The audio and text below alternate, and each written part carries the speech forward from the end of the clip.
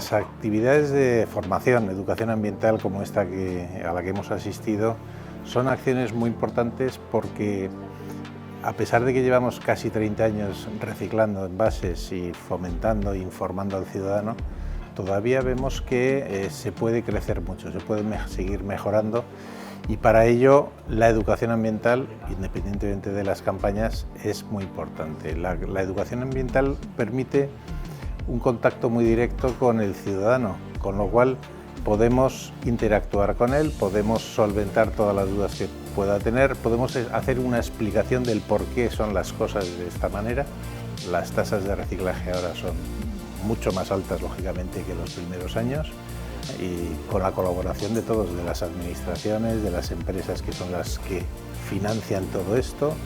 y del ciudadano, que es el que en definitiva coge su envase, lo separa en casa, lo deposita en el contenedor y hace posible que arranque todo el ciclo de la economía circular.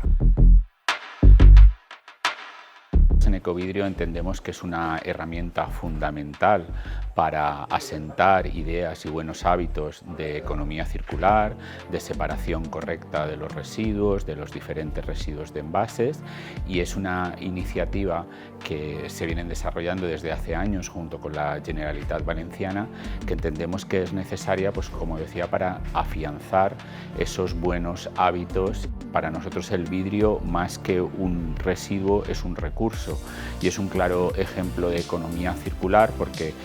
cada vez que depositamos un envase de vidrio en un contenedor verde, pues conseguimos que se vuelva a convertir en otro envase de vidrio infinitas veces y sin perder ninguna de las propiedades que tiene el material vidrio. Estos talleres de mirada circular son fundamentales para